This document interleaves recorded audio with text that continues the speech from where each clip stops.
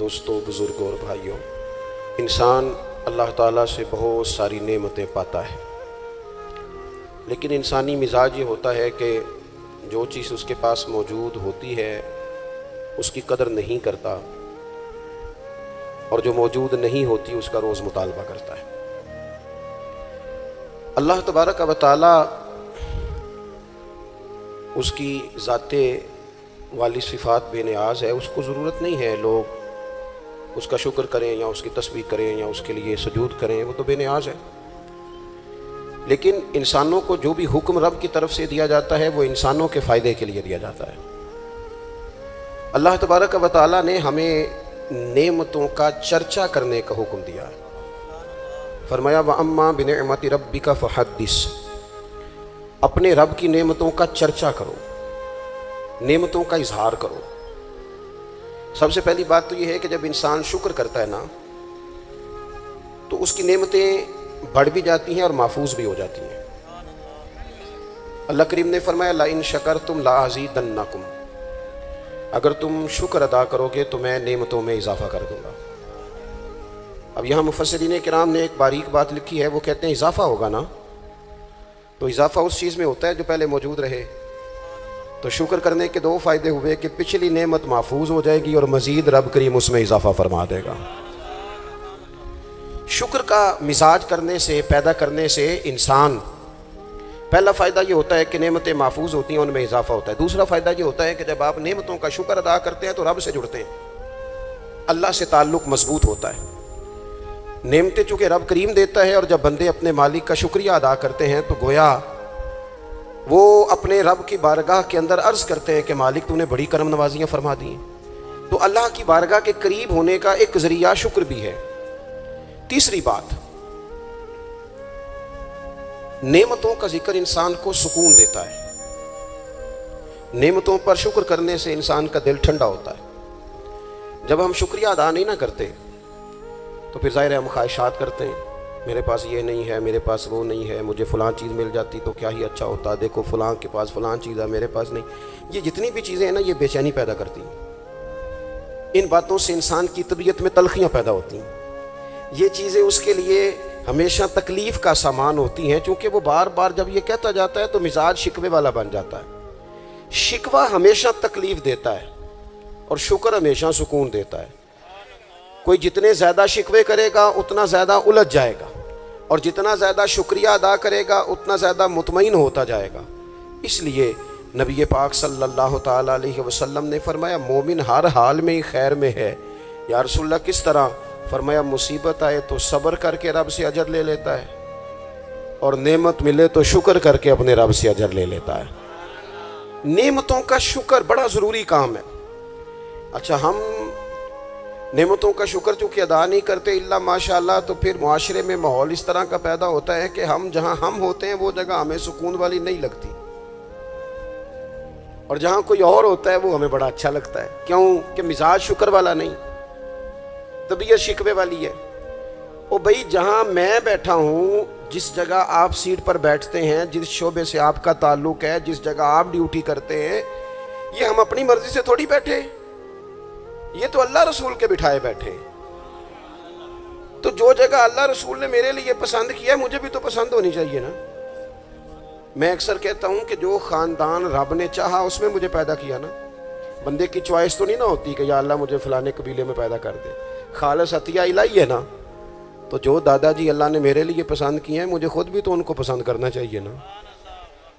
جو چاچا جان، جو ماموں جان، جو ننہال ددیال والے اللہ نے میرے لیے پسند کیا، کس بات کا شکوہ کہ میرے فلانے رشتہ دار ٹھیک نہیں تو فلانے ٹھیک نہیں تو فلانا غلط ہے؟ یہ تو طبیعت کو بے چین کرنے والی بات۔ او بھائی، رب کریم نے جو میرے لیے چاہا، میں اپنے دوستوں سے ایک بات اکثر کرتا ہوں، میں کہتا ہوں کہ زندگی میں سکون لینا ہے تو اپنی سوچ اس طرح کی بناؤ۔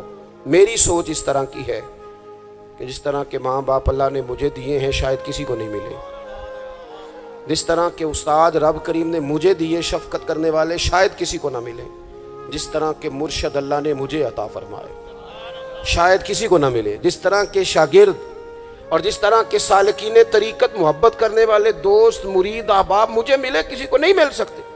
آپ اپنی زندگی میں یہ مزاج پیدا کریں گے، چیزیں شکر لاتی ہیں زندگی میں، یہ شکر لاتی ہیں۔ اللہ کی جتنی بھی نعمتیں ہیں، جتنی بھی نعمتیں، دیکھیں نا حضرت سعدی شیرازی کوئی جوتا اٹھا کے لے گیا تھا مسجد سے، تو جوتا اٹھانے والے تو اٹھا ہی لیتے ہیں، اور موبائل لے جانے والے بھی موبائل ہے، لیکن موبائل لے کے جا سکتے ہیں، تعلقات نہیں لے کے جا سکتے۔ موبائل لے کے جا سکتے ہیں، آپ کی آواز چھین کے نہیں لے جا سکتے۔ وہ غلط فہمی کا شکار ہوتے ہیں کہ ایک چیز ہم نے لے لی، بھائی بہت ساری چیزیں آپ کی رسائی نہیں ہے، آپ جا ہی نہیں سکتے وہاں تک۔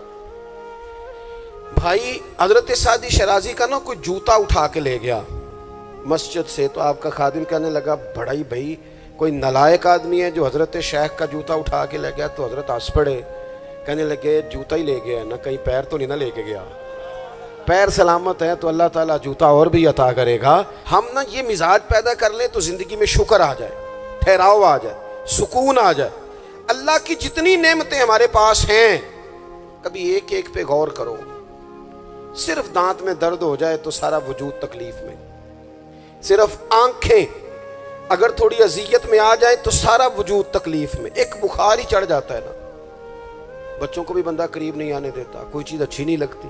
آپ کے پاس صحت ہے تو سب کچھ ہے، گھر، بچے، صحت، تندرستی، اور دنیا کی سب سے بڑی نعمت یہ ہے کہ رب صحت دے تو سجدے کی توفیق بھی دے، اللہ تعالیٰ شعور دے تو پھر مسجد آنے کا موقع بھی دے، یہ بہت بڑی مالک کی توفیق ہے۔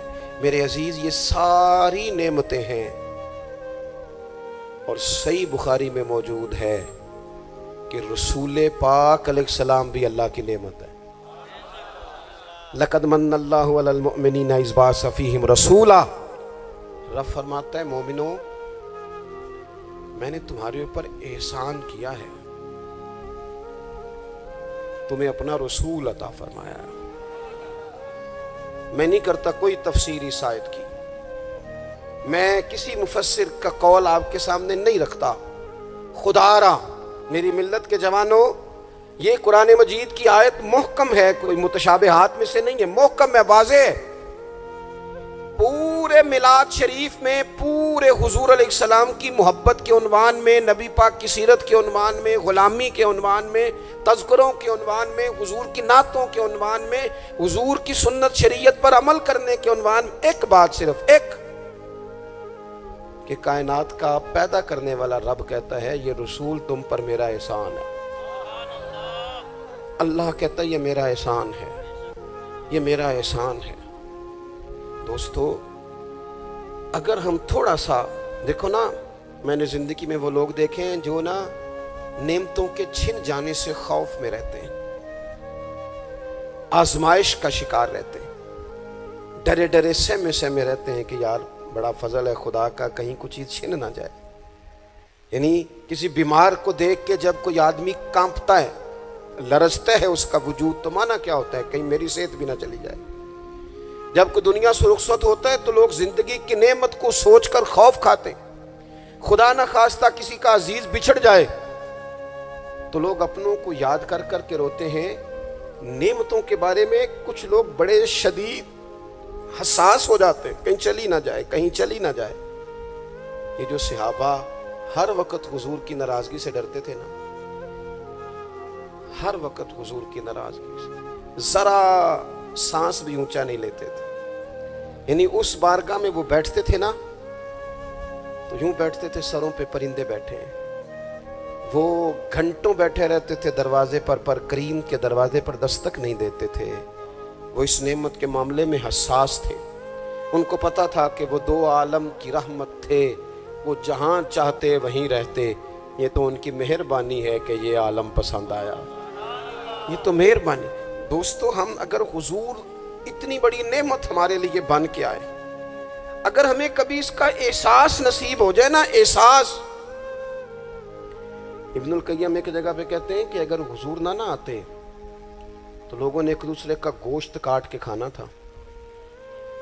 دنیا جس ڈگر پہ چلی گئی تھی نا، کتنا کچھ سخت ہوگا وہ شخص جو بیٹی کو پہلے مارتا ہی نہیں، ایک ہے مار کے دفن کر دینا، لیکن زندہ بیٹی کو یعنی زندہ بیٹی کو، میری ایک بیٹی ہے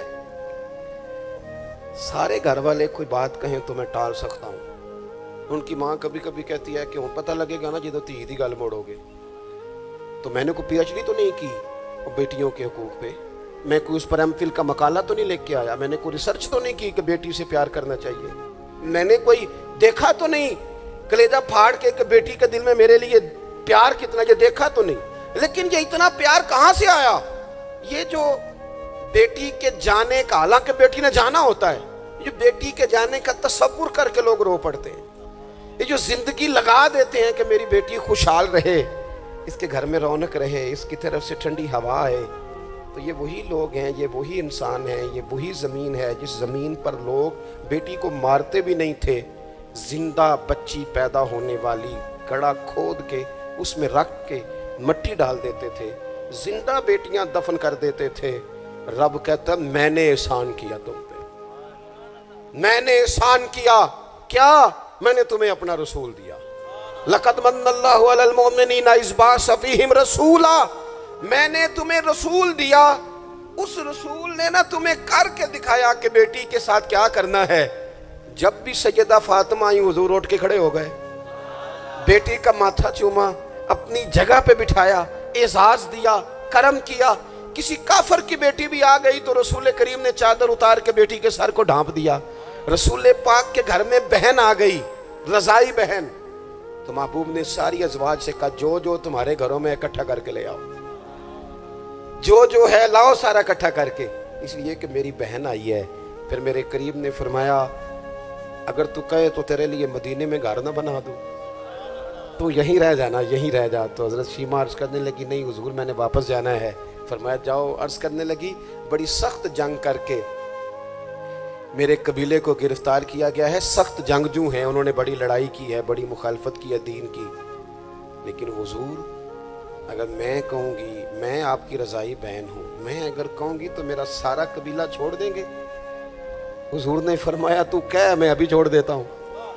چھوڑ دیا تیرا سارا. یہ کہاں سے آئی لطافتیں, یہ حسن, یہ توانائی, یہ شوق؟ مالک کہتا ہے تم نہیں بدل سکتے تھے, یہ میں نے احسان کیا. میں نے تمہیں اپنا رسول عطا فرمایا, تمہیں میں نے اپنا نبی دیا, اس نے تمہارا تزکیہ کر دیا, تمہارا باطن دھو ڈالا, میل کچیل اتر گئے. کما ارسلنا فیکم رسولا منکم یتلو علیکم آیاتنا ویزکیکم, انہوں نے قرآن پڑھ پڑھ کے تمہارا تزکیہ کر دیا, باطن دھو ڈالے. یہ محبتیں سینہ بسینہ آ رہی ہیں. حضور نے ایسا تزکیہ کیا ہے کہ اب دلوں میں شوق اور طرح کے ہیں, درد اور طرح کے ہیں, باتیں اور طرح کی. غلام بڑا مشکل کام ہے غلام بننا. یہاں تو ملازمت مشکل ہے, جس کے ساتھ آپ نے باقاعدہ کمٹمنٹ کی ہوتی ہے نا, صبح 8 بجے سے 4 بجے تک کی, اور آپ کی چیزیں طے ہوتی ہیں. وہاں بھی ڈیوٹی کرنا بڑا لوگ مشکل کر دیتے ہیں. بعض افسران کی اخلاقی پوزیشن اللہ ماشاءاللہ اس طرح کے بڑے بڑے اچھے بھی ہوتے ہیں, لیکن بعض کی اس طرح کی ہوتی ہے کہ بندہ گھٹن کا شکار ہو جاتا ہے کہ جاؤں کہاں.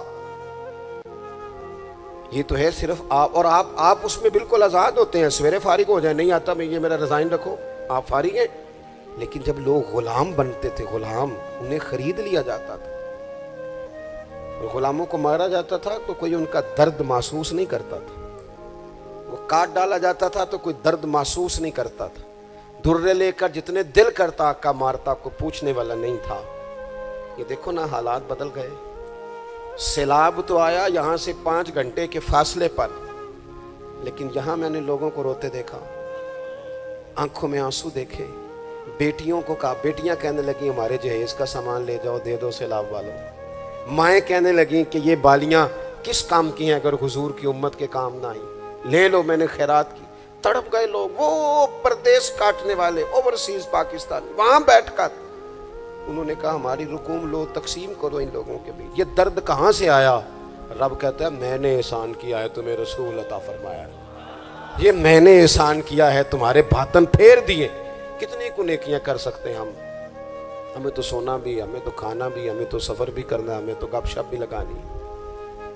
اور پچھلی امتوں کی عمریں کتنی ہوئی, 300 سال, 400 سال, 500 سال, 900 سال. کیسے کرتے نیکیاں, کس طرح پہنچتے. اور پھر کمال دیکھو, عمریں تھوڑی, اور کنتم خیر امتن, مل گئی ان سب کی امامت اس امت کو. مثلاً یہ تھوڑی دیر دیکھو نا, کچھ چیزیں ایسی ہوتی ہیں جن سے ذرا 1 منٹ کے لیے اپنے آپ کو اکیلے کر کے بھی دیکھنا چاہیے. اپنے وہ کسی نے کہا تھا بنا ہے شاہ کا مصاحب تو پھرے ہے اتراتا, وگرنہ شہر میں غالب کی آبرو کیا ہے, اس کے پلے کیا ہے اسے پتا تو ہے. جو تو بنا ہے شاہ کا غالب تو پھرے ہے اتراتا. اور درویش نے ترجمہ یہ کیا ہے کہ میں گلیاں دا روڑا کوڑا, میں گلیاں دا روڑا کوڑا دیکھا ہے کبھی کسی نے پلٹ؟ یہ روڑا کوڑا انہوں نے کہہ دیا, کبھی اس پر غور کرو, بدبو آتی ہے. لوگ کی نیا جوتا پہن کے بھی اس پر چلنا پسند نہیں کرتے. روڑا کوڑا جو ہوا, روڑا کوڑا جو ہوا, لیکن وہ انہوں نے اپنے آپ کو تشبیہ کس سے دی, کہنے لگے وہ میں تے گلیاں دا روڑا کوڑا, اے تے مینوں محل چڑھایا ہے سائیاں. تو نظر کرم ہو گئی, مختصر سی میری کہانی ہے, یہ جو بھی ہے آپ کی مہربانی ہے. یہ تو کرم ہے حضور کا. ہم کتنی کو نیکیاں کر سکتے تھے بھلا, کتنی کو مشقت. اور ویسے بھی جس طرح کی ہماری طبیعتیں, یعنی سارا سال جو لوگ آرام سکون سے ناظرہ کے دفتر بھی 2 گھنٹے کھڑے رہتے ہیں, پاسپورٹ کے دفتر میں بھی 2 گھنٹے کھڑے رہ سکتے ہیں, جو امیگریشن کے لیے ایئرپورٹوں پہ بھی 1.5 گھنٹہ انتظار کر لیتے ہیں, وہ 1 گھنٹہ تراویحوں میں کھڑے نہیں ہوتے. وہ کہتے ہیں یہ مشکل کام ہے. سارے کام کرا لیں آپ, سارے کرا لیں, لیکن اگر آپ کسی سے کہیں نا یار آج مہربانی کرا میرے ساتھ ایک سپارہ پڑھ, یہ مشکل ہوتا ہے. اللہ ماشاء اللہ ہم نے کتنی کو نیکیاں کر دی. رب کہتا ہے میں نے احسان کر دیا, تمہیں رسول دیے, میں نے تمہیں رسول دیے. تم نیکی کا سوچ لینا مخلص ہو کے. ہم سوچ بھی لیں تو ہمیں ثواب مل جاتا ہے, اور اگر کر لیں تو پھر 1 کرتے ہیں تو 10 کا اجر ملتا ہے. یعنی کچھ نیکیاں ایسی ہیں جو کی نہیں, صرف سوچی تھی, ارادہ کیا تھا, موقع نہیں ملا, صرف ارادہ کیا تھا. قیامت کے دن ان کا اجر ملے گا, ڈھیروں ثواب ملے گا, نامہ اعمال میں درج ہوں گی. کس کی وجہ سے؟ رب کہتا ہے میں نے تمہارے اوپر احسان کیا ہے, میں نے تمہیں رسول عطا فرمایا. میں نے کچھ حدیثیں ایسی ہیں جو اگر کبھی ہمیں سمجھ میں آ جائے نا تو کم از کم اتنا ضرور ہو کہ زمین کے اوپر قدم رکھنے شروع کر دیں ہم لوگ کہ یار یہ اعزاز ہمارا ہی ہے, یہ شان ہماری ہے. نبی کریم صلی اللہ تعالیٰ علیہ وآلہ وسلم کی برکت سے ہمیں اعزاز کا ملا. کچھ چیزیں ایسی ہیں جو کبھی سوچتا ہے نا انسان تو بڑا اوپر چلا جاتا ہے. حضور فرماتے ہیں قیامت کے دن نا کچھ لوگ ہوں گے میری امت کے جنہیں دیکھ کے نبی اور رسول رشک کریں گے, ان کے چہرے نور سے روشن ہوں گے, وہ نور کے ممبروں پہ بٹھائے جائیں گے. لوگ پوچھیں گے یہ کون ہے, تو انہیں کہا جائے گا یہ رسول کریم کی امت کے لوگ ہیں. اور پھر حضور نے ساتھ آیت پڑھی, آیت الا ان اولیاء اللہ لا خوف علیہم ولا هم یحزنون. باعث فخر لوگ ہیں یہ, باعث فخر. تو عبادتیں تو پہلے امتوں کے ولیوں کی زیادہ ہیں. رشک ان پر کیوں ہو رہا ہے؟ وہ اس لیے کہ رب کہتا ہے میں نے احسان کیا ہے تمہیں رسول عطا فرمایا, میں نے احسان کیا ہے تمہیں رسول. اب مجھے بتائیں, ہر نعمت کا شکر ادا کرنا ہے, اور یہ جو نعمت اللہ نے ہمیں دی ہے نبی پاک کا غلام بنایا. اچھا میں آپ سے نا کسی کی بات نہیں کرتا, ایک مثال میں آپ کو ذاتی دیتا ہوں. میں آج ہی سوچ رہا تھا, مجھے نا بہت سارے لوگوں نے دیکھا ہوتا ہے کیمرے کی آنکھ سے. کسی نے یوٹیوب پہ دیکھ لیا, ٹی وی پہ دیکھ لیا, کسی اور جگہ دیکھ لیا. تو انسان کا نا ایک مزاج ہوتا ہے کہ جس چیز کو وہ کبھی کسی دیوار کے پردے کے پیچھے دیکھتا رہا ہے وہ اچانک سامنے آ جائے تو کئی دفعہ بندہ پریشان بھی ہو جاتا ہے, کبھی بندہ پریشان بھی ہو جاتا ہے. میں نا اتفاق کی بات ہے میری زندگی کچھ زیادہ مصروف ہے. ایک دوست ایسے تھے جو مجھے نا کچھ 3-4 سال سے کہہ رہے تھے ٹائم دے دیں, ٹائم دے دیں. اور وہ ٹائم لینا چاہ رہے تھے. اپنے ان کے والد جو تھے وہ تھوڑے سے معذور تھے, تو کہہ رہے ابا جی کی بڑی خواہش ہے. کسی وجہ سے ٹائم بنتا نہیں تھا, سال 2-3 گزر گئے, بالآخر وقت بن گیا. میں ان کے گھر گیا محفل پہ. اب وہ مجھے اچانک دیکھ کے نا تو حالت ان کی اس طرح کی ہو گئی کہ وہ جو کچھ بھی گھر میں موجود تھا نا, جو بھی یعنی جو سالن کل کا پکا تھا وہ بھی لے آئے, وہ اٹھا, اچار بھی لے آئے. اب میں ان کی کیفیت دیکھ رہا ہوں. کچھ امیر لوگ بھی بڑا پیار کرتے ہیں لیکن بعض اوقات غریبوں میں جذبات ذرا زیادہ ہوتے ہیں. कुछ गरीबी थी, कुछ वो जज्बात थे, कुछ वो शौक़ था, कुछ वो दर्द था, कुछ वो समझ नहीं आ रही। तो मैंने उनको तसल्ली दी, मैंने कहा बुजुर्गों आप बिला वजह परेशान हो गए, मैं तो देहाती सा छोटा सा किसान का बेटा हूँ, सादा सा बंदा हूँ, मेरे लिए तो आपने वैसे आपने टीवी पे देखा है तो आपको वो थोड़ा अजीब लग रहा है, वैसे आप मुतमिन रहें, ऐसी कोई बात नहीं है। उन बुजुर्गों ने मुझे कहा कि मौलाना मैं आपको 3, 4, 5 सालों से सुन रहा हूँ, आपको मेरी कैफियत का नहीं पता। मेरे पास कोई भी चीज़ होती तो आज बेच देता, और जितनी भी अच्छी आपकी दावत हो सकती थी वो मैं करता। मैं बुजुर्गों की बात अपने लहजे में वो कह रहे थे, मैं उनकी बात पर गौर करने लग गया, और मैंने देर तक उनकी बात पर गौर किया। मैंने कहा मैं बिल्कुल किसी काम का आदमी नहीं, बेकार आदमी हूँ, मुझे पता है अपने आप का, मन आनम के मन दानम। तो मेरे लिए अगर किसी बंदे के ये जज्बात एक बेकार आदमी के लिए, तो फिर मदीने वाले महबूब के मिलाद के लिए हमारे क्या जज्बात होने चाहिए। वो ख्वाजा गुलाम फरीद साहब ने ना एक काफ़ी लिखी है, मुझे सारी तो याद नहीं, लेकिन वो कहते हैं कि एक बारी लांगा तू मेरी जात है। फिर वो उसमें बड़ी बातें गिनवाते हैं। वो कहते हैं मैं हज़रत ज़ुलेखा तो 2 जोड़े देती थी ना सैयदना यूसुफ अलैहिस्सलाम को दिन में, एक वो पहन लेते थे, उतरता था तो वो खैरात कर देती थी, फिर दूसरा पेश करती थी, वो उतरता था खैरात कर देती। कहते हुजूर अगर आप आएँ तो मैं एक दिन में 100 पेश करूँगा। और साथ कहते हैं कि घर में गरीब हाँ दिल ते अमीर है। हुजूर मैं मिजाज के लिहाज से गरीब हूँ। पर फिर वो बड़ी बातें गिनवाते हैं, कहते हैं हुजूर मैं ना आपके लिए जो है फूल रखूँगा, या रसूलल्लाह मैं आपके लिए मिस्री लाऊँगा, हुजूर मैं आपको सौंफ पेश करूँगा, हुजूर मैं मलमल के कुर्ते दूँगा, यहाँ पगड़ियाँ बड़ी प्यारी बनती हैं, मैं वो पगड़ियाँ पेश करूँगा।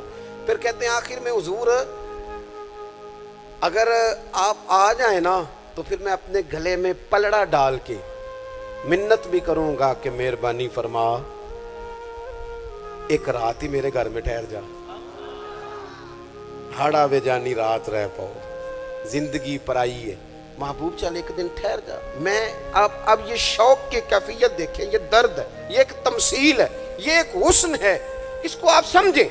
रसूल पाक की जात के लिए उम्मत के दिलों में जो क्या कहा था दरवेश ने, मैनू लंघ कई महीने ते बरस गए ते तेरी दीद नू दीदे तरस गए।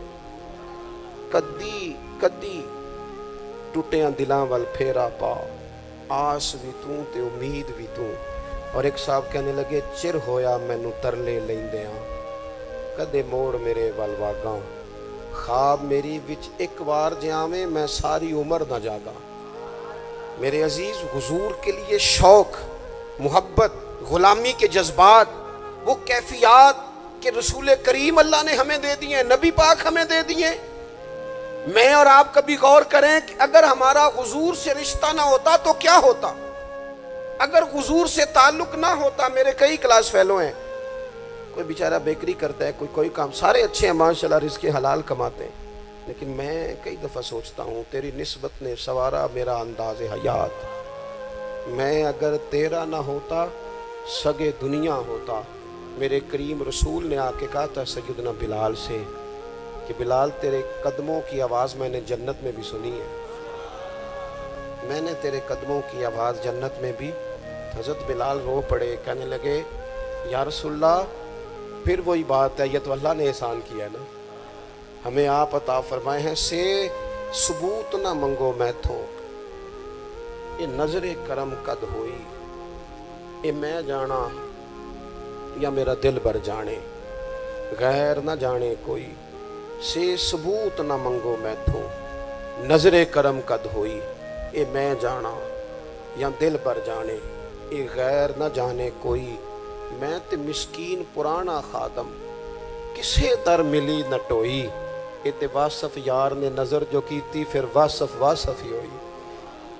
हुजूर अल्लाह का एहसान बनकर हम पर तशरीफ़ लाए, एहसान बनकर। हमारे चमन में जितनी बहारें हैं ये सब हुजूर की हैं, हमारे घरों में जितनी रोशनी है ये सब हुजूर की है, हमारे दिलों में जितनी एक दूसरे के लिए मोहब्बत है ये सब हुजूर का सदका है, हम जितना आपस में जुड़े हुए हैं ये सब करीम का सदका है। हमारी दुनिया में जितनी सआदतें हैं, जितनी बरकतें हैं, जितनी इज्जतें हैं, जितनी नेमतें हैं, ये सब हुजूर का सदका है। یہ سب رسول پاک کا کرم ہے۔ پھر ہمیں بھی صبح سے شام تک مدینے والے کا ذکر کرنا چاہیے، حضور پہ درود پڑھنا چاہیے، نبی پاک کی نعت سے جڑ جانا چاہیے، اپنے دلوں کو کشکول بنا کر رب سے حضور کے نام کی خیرات مانگنی چاہیے۔ ہمیں بھی گدھا بن جانا چاہیے رسول پاک کے دروازے کا، ہمیں بھی ہر وقت اپنی قلبی کیفیات حضور سے لگا دینی چاہیے۔ ہمیں بھی روز کیا کہتے ہیں میرے امام، کہتے ہیں مانگیں گے مانگے جائیں گے، منہ مانگی پائیں گے۔ سرکار میں نہ لا ہے نہ حاجت اگر کی ہے، کہتے ہیں لب واں ہیں آنکھیں بند ہیں پھیلی ہیں جھولیاں، کتنی مزے کی بھیک تیرے پاک در کی ہے، کتنی مزے کی بھیک تیرے پاک در کی۔ اپنا تعلق حضور سے جوڑیں۔ اللہ کی بارگاہ میں دعا کرتا ہوں اللہ تعالیٰ رسول کائنات کی سچی محبت عطا فرمائے۔